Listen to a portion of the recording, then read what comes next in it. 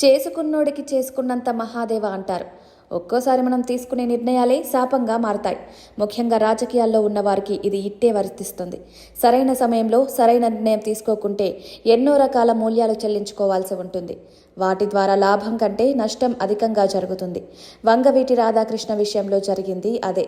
రాజకీయ తప్పుడు నిర్ణయాలతో ఆయన పొలిటికల్ కెరీర్ను చేజేతులా పాడు చేసుకున్నారు. ఏపీ రాజకీయాల్లో వంగవీటి మోహన్ రంగాది ప్రత్యేక స్థానం. విజయవాడలో అణగారిన వర్గాలకు అండగా నిలిచిన మోహన్ రంగా అనతి కాలంలోనే రాష్ట్ర నాయకుడిగా మారిపోయారు. రాష్ట్రంలోనే ప్రభావవంతమైన వ్యక్తిగా అవతరించారు. కాంగ్రెస్ పార్టీలో శాసనసభ్యుడిగా ఎన్నికయ్యారు. సాధారణ ఎమ్మెల్యే అయినా అసాధారణ ప్రభావం చూపడం విశేషం. ఈ క్రమంలోనే ఆయన దారుణ హత్యకు గురయ్యారు. 1988లో అణగారిన వర్గాల ప్రజల కోసం ఆయన నిరసన దీక్షకు దిగారు. అదే దీక్షా శిబిరంలో దారుణ హత్యకు గురయ్యారు. దానికి మూల్యం చెల్లించుకుంది నాటి టీడీపీ ప్రభుత్వం.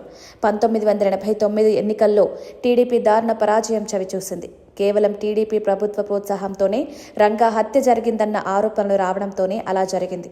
అయితే సీన్ కట్ చేస్తే 2003లో సుదీర్ఘ పాదయాత్ర చేశారు వైఎస్ రాజశేఖర రెడ్డి. రంగా వారసుడిగా రాధాకృష్ణను కాంగ్రెస్ పార్టీలోకి రప్పించారు.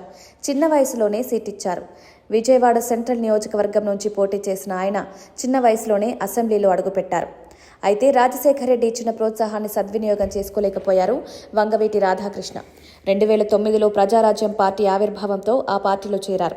కేవలం కుల ప్రాతిపదికన ఆ నిర్ణయం తీసుకున్నారు.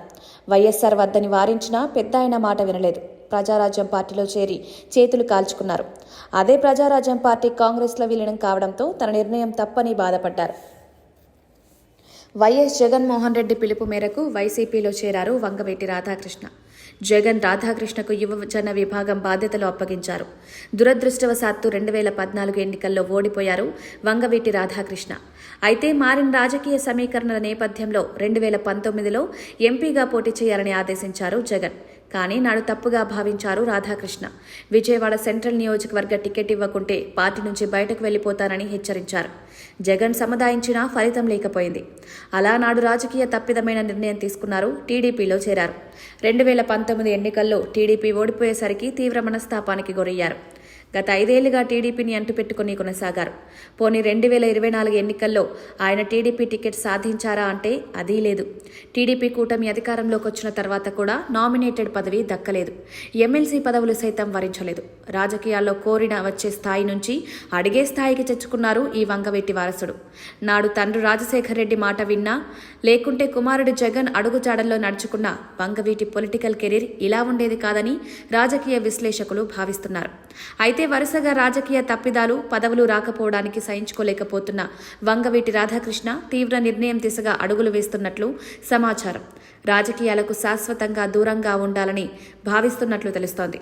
మరి ఆయన ఎలాంటి నిర్ణయం తీసుకుంటారో చూడాలి.